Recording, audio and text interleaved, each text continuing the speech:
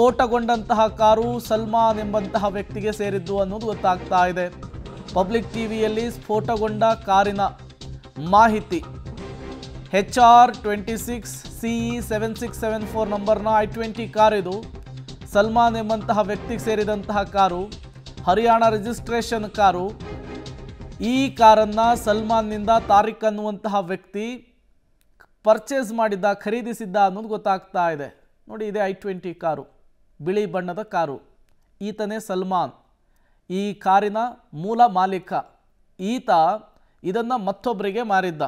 ಈಗ ಈ ಹರಿಯಾಣ ಮೂಲದ ಕಾರು, ಹರಿಯಾಣ ರಿಜಿಸ್ಟ್ರೇಷನ್ನ ಕಾರು ದೆಹಲಿಯ ಕೆಂಪುಕೋಟೆಯ ಬಳಿ ಬಂದು ಬ್ಲಾಸ್ಟ್ ಆಗಿದೆ. ಈ ಬ್ಲಾಸ್ಟ್ ಆದಂತಹ ಪರಿಣಾಮಕ್ಕೆ 14 ಮಂದಿ ಸಾವನ್ನಪ್ಪಿದ್ದಾರೆ. ಮತ್ತಷ್ಟು ಡೀಟೇಲ್ಸ್ ಕೊಡ್ತಾರೆ ಶಬೀರ್, ನೇರ ಸಂಪರ್ಕದಲ್ಲಿ ಜಾಯ್ನ್ ಆಗಿದ್ದಾರೆ. ಶಬೀರ್, ಈಗ ಹರಿಯಾಣದ ಫರಿಯಾಬಾದ್ನಲ್ಲಿ ಇವತ್ತು ಟೆರರ್ ಡಾಕ್ಟರ್ಗಳನ್ನು ಅರೆಸ್ಟ್ ಮಾಡಲಾಗಿತ್ತು. ಈಗ ಅದೇ ಹರಿಯಾಣ ಮೂಲದ ರಿಜಿಸ್ಟ್ರೇಷನ್ನ ಗಾಡಿ ದೆಹಲಿಲಿ ಬಂದು ಬ್ಲಾಸ್ಟ್ ಆಗಿದೆ ಅಂದರೆ ಒಂದಕ್ಕೊಂದು ಲಿಂಕ್ ಇದೆಯಾ? ಆ ಡಾಟ್ ಕನೆಕ್ಟ್ ಮಾಡುವಂತಹ ಕೆಲಸ ಇನ್ವೆಸ್ಟಿಗೇಷನ್ ಕಡೆಯಿಂದ ಆಗ್ತಾ ಇದೆಯಾ ಅಂತ ಹೇಳಿ. ಖಂಡಿತವಾಗ್ಲೂ ನೋಡಿ, ಸೆಪ್ಟೆಂಬರ್ 27ರಿಂದ ಇದೆಲ್ಲವೂ ಕೂಡ ಶುರುವಾಗುತ್ತೆ. ಸೆಪ್ಟೆಂಬರ್ 27ನೇ ತಾರೀಕು ಕಾಶ್ಮೀರದಲ್ಲಿ ಒಂದು ಆಸ್ಪತ್ರೆ ಮೇಲೆ ದಾಳಿ ನಡೆಸಿದಂಥ ಸಂದರ್ಭದಲ್ಲಿ ವೈದ್ಯರ ಪರ್ಸನಲ್ ಲಾಕರಲ್ಲಿ ಒಂದು AK-47 ಗನ್ ಸಿಗುತ್ತೆ. ಅಲ್ಲಿಂದ ಶುರುವಾದಂಥ ತನಿಖೆ ಹರಿಯಾಣದ ಫರೀದಾಬಾದ್, ಉತ್ತರ ಪ್ರದೇಶದ ಲಕ್ನೋವನ್ನು ತಲುಪುತ್ತೆ.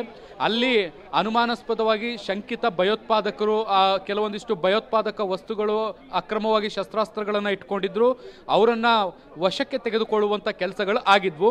ಈಗ ಅದರ ಬೆನ್ನಲ್ಲೇ ಈಗ ದೆಹಲಿಯಲ್ಲಿ, ಅದರಲ್ಲೂ ಕೂಡ ಕೆಂಪುಕೋಟೆಯ ಮುಂಭಾಗದಲ್ಲಿ ಈ ಒಂದು ಸ್ಫೋಟ ಆಗಿರುವಂಥದ್ದು ಸಾಕಷ್ಟು ಅನುಮಾನಗಳನ್ನು ಹುಟ್ಟು ಹಾಕಿರುವಂಥದ್ದು. ಇದು ಯಾವ ರೀತಿಯಾದಂಥ ದಾಳಿ ಅನ್ನೋದಕ್ಕೆ ಉತ್ತರವನ್ನು ಕಂಡುಕೊಳ್ಳುವಂಥ ಪ್ರಯತ್ನಗಳನ್ನು ಮಾಡಲಾಗ್ತಾ ಇದೆ.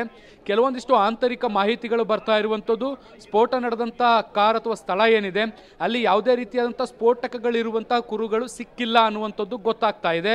ಆದರೆ NSG ಮತ್ತು ಭಯೋತ್ಪಾದಕ ನಿಗ್ರಹ ದಳ ಮತ್ತು ಬೇರೆ ಬೇರೆ ಏಜೆನ್ಸಿಗಳೇನು ತನಿಖೆ ಮಾಡ್ತಾ ಇದ್ದಾವೆ, ಇವು ಅಧಿಕೃತವಾದಂಥ ಮಾಹಿತಿಗಳನ್ನು ಕೊಡಬೇಕಾಗತ್ತೆ. ಆ ಮಾಹಿತಿಗಾಗಿ ಈಗ ಕಾಯಲಾಗ್ತಾ ಇರುವಂಥದ್ದು. ಇನ್ನೂ ಕೂಡ ತನಿಖೆ ಮುಂದುವರೆದಿದೆ, ಶೋಧ ಕಾರ್ಯಗಳನ್ನು ನಡೆಸಲಾಗ್ತಾ ಇದೆ. ಸಿಕ್ಕಿರುವಂತಹ ಸ್ಯಾಂಪಲ್ಗಳನ್ನು ಈಗ ಲ್ಯಾಬ್ಗೆ ತೆಗೆದುಕೊಂಡು ಹೋಗಿ ಅವುಗಳನ್ನು ಪರಿಶೀಲಿಸುವಂಥ ಕೆಲಸವನ್ನು ಕೂಡ ಈಗ ಮುಂದುವರಿಸಲಾಗ್ತಾ ಇದೆ. ಸಲ್ಮಾನ್ ಅನ್ನುವಂಥ ವ್ಯಕ್ತಿಗೆ ಸೇರಿದಂಥ ಕಾರ್ ಇದಾಗಿದೆ ಅನ್ನುವಂಥದ್ದು ಕೂಡ ಗೊತ್ತಾಗ್ತಾ ಇರುವಂಥದ್ದು. ಹರಿಯಾಣ ಮೂಲದ ರಿಜಿಸ್ಟ್ರೇಷನ್ ಕೂಡ ಹೊಂದಿತ್ತು.